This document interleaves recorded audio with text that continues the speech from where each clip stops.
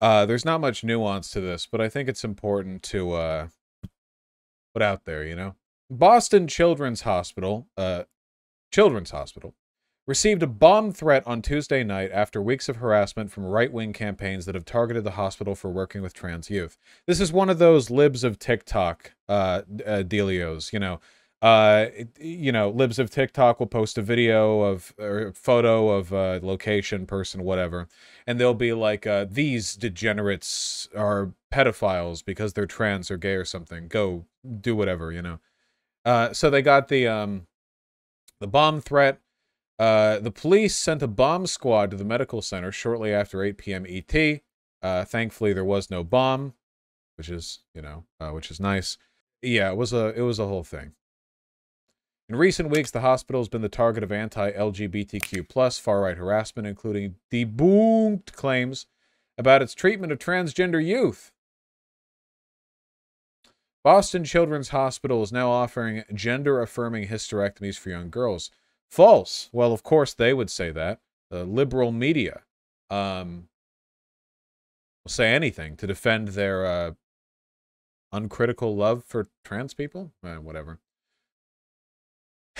Graphic language posted online by an extremist campaign using the handle libs of TikTok, claiming the hospital offers complex gender affirmation surgery to minors. Blah, blah, blah. You know how this goes. You know how this goes. You know how this goes. However, the actual reason I wanted to talk about this and mention it is Matt Walsh over here. Screenshot of a tweet.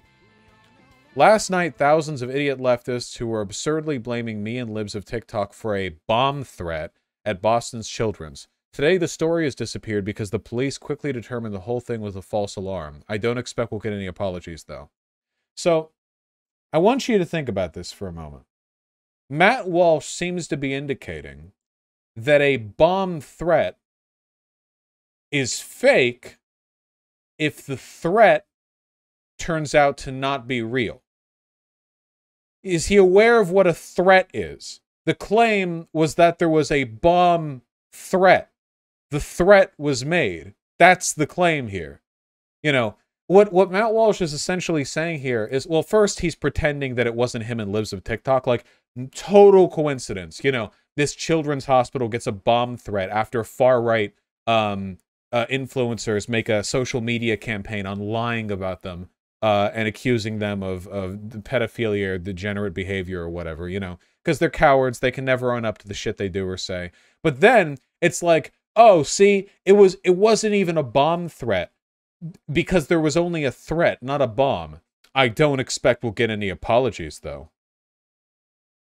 Like, yeah, you need a bomb verification. You need, like, the confirmed bomb for there to be a problem with the bomb threat. You know, like, oh, yeah, my followers may have made a bomb threat at a children's hospital, but it turned out to be a fake threat, a false alarm. When am I going to get an apology? That's literally what he's saying.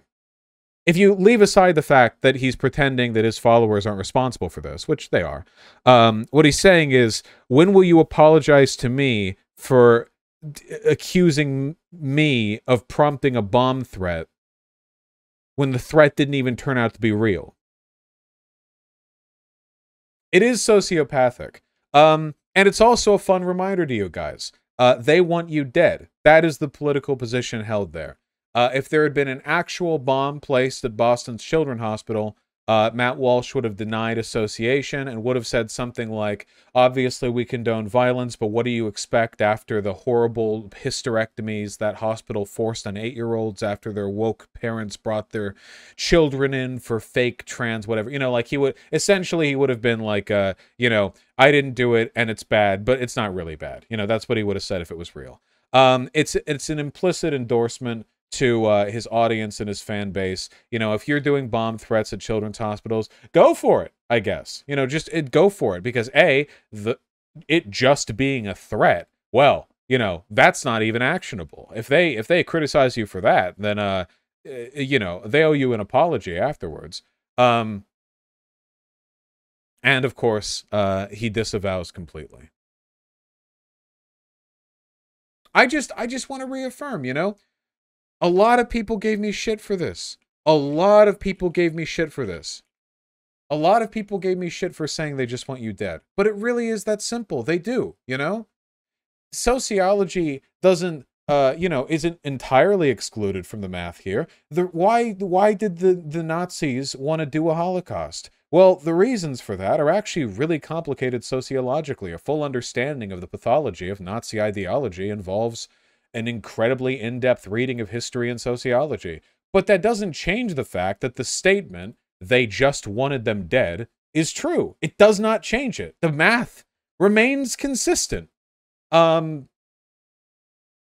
But, you know, if conservatives care so much about mutilating children, why don't they talk about circumcision? Some of them do, but, like, obviously they don't care. Like, yeah, like, we know. The only real, oh, yeah, this was retweeted by Matt Walsh, by the way. Last night, police responded to a bomb threat at Boston Children's Hospital. Thankfully, the anonymous caller was bluffing. No bomb was found. This was good news to everyone except the lunatic leftists who can't wait for something violent to happen so they can blame us for it. So, the people who wanted there to be death at the Boston Children's Hospital was actually the group defending them against us. So, these guys are literally leading a social media campaign to attack and demonize the hospital. And then it's like, oh, well, you know, the people who really wanted it blown up actually were the other group that have been defending it from us. So again, they're the victims here. They're the victims here.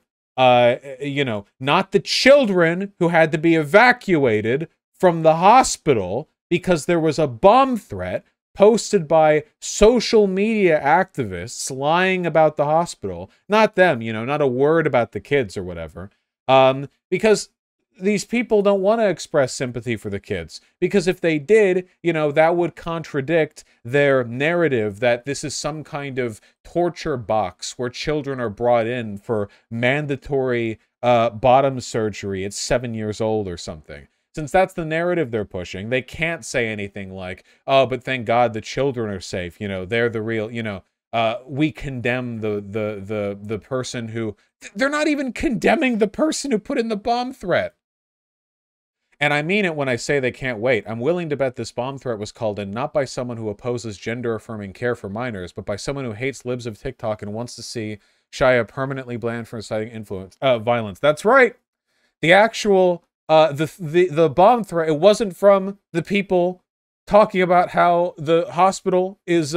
they do this every time, by the way, with the false flag shit. They did this when people would throw Molotovs or bomb abortion clinics. All the fucking right-wing people who are like, all those doctors who are performing abortions are murderers. They are sending children to their death. They are going to hell. And then, like, one of their followers, clearly one of their followers, bombs the place. They're like, oh... These pro-child murder activists are faking violence again to pin it on us. And again, I need to make it clear, they know that they're lying. They are fully aware that they are being maliciously dishonest here. There is not a slight chance, not a minuscule chance, of them actually thinking this. It's like all the people who said that January 6th was done by Antifa, you know? The people who, with no change in available evidence, went from, look at all those patriots amassing outside the Capitol, to, look at this day of history, to, it was Antifa, it was Antifa, it was Antifa, it was Antifa, and now are currently saying, free the people who were locked up on Jan 6 for protesting.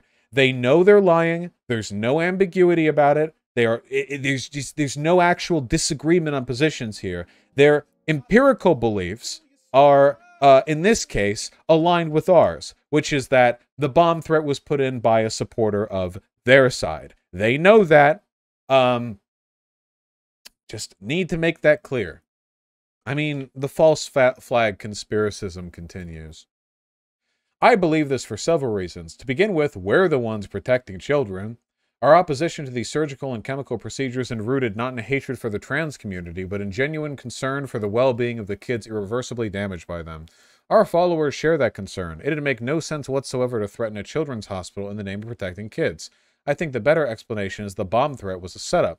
It conveniently supports the left's insane narrative that any critical coverage of family-friendly drag shows or gender-affirming care amounts to stochastic terrorism. They also have a disgusting habit of using hoaxes to advance their narratives. No doubt he's referring to, I don't know, Sandy Hook. I don't know, Christchurch. One way or another, the anonymous coward who called in this threat needs to be exposed and face justice. That end, I'm putting up a 20,000 cash reward to anyone who comes forward with info leading to his or her arrest. Send your tips to tips@libsoftiktok.com. This will obviously never lead to anything.